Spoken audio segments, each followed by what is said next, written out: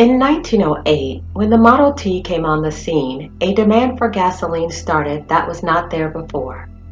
This initial demand was not for fuel, but for the vehicle. The fuel demand was a latent function of the desire to be on the cusp of technology.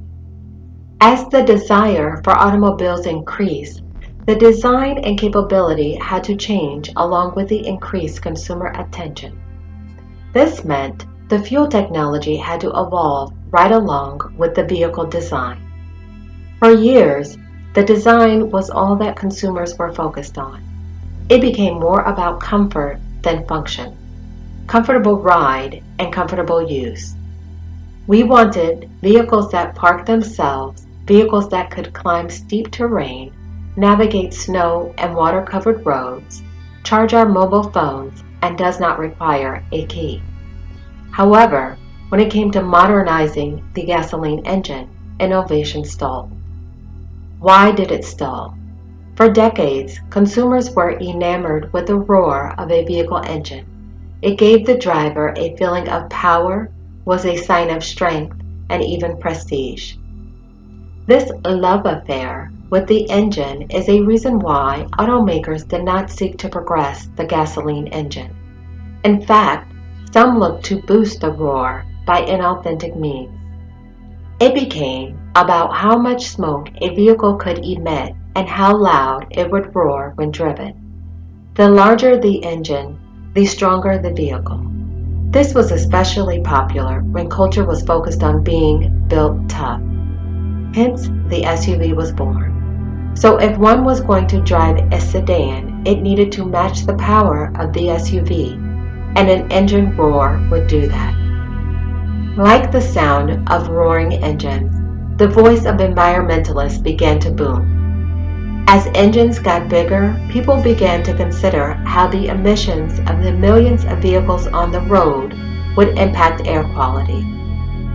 Should we go back to driving smaller vehicles that use less gasoline? Were SUVs the culprit?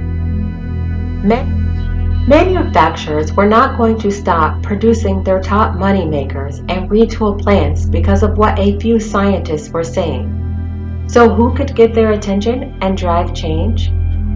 Government officials introduced legislation focused on the environment. This caused a need for a shift.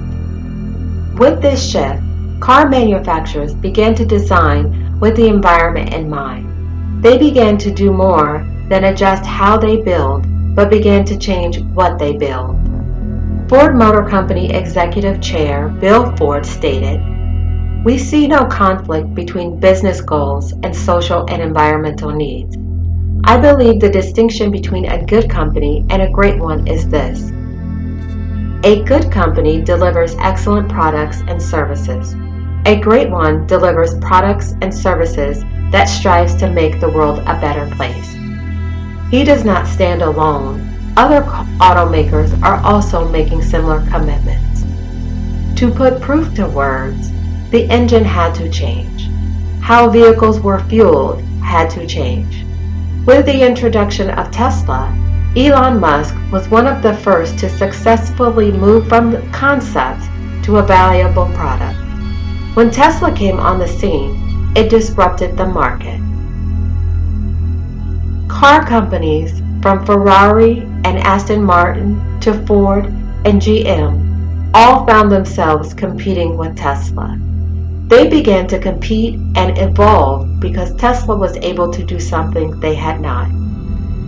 It married purpose and technology, causing the onlookers to see it as more than a car company. Purpose is good, but companies also needed to show consumers why they should want this new technology, and shareholders why it would be profitable. The benefits sell themselves.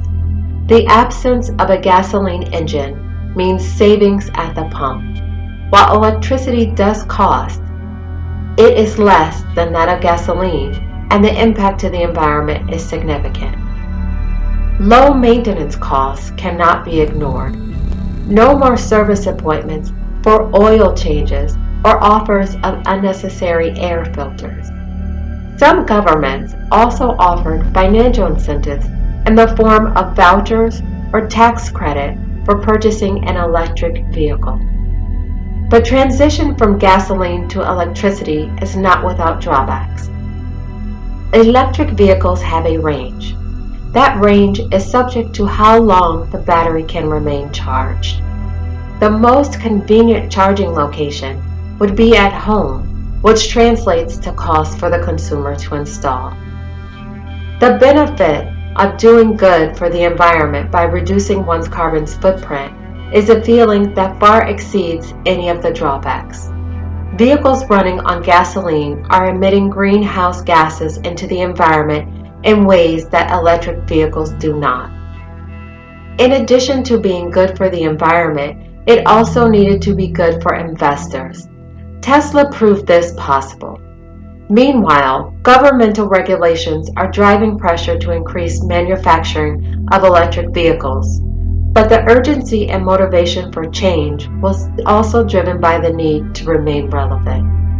In 2020, the number of registered electric vehicles more than tripled from 2016. In the US, automakers had to adjust.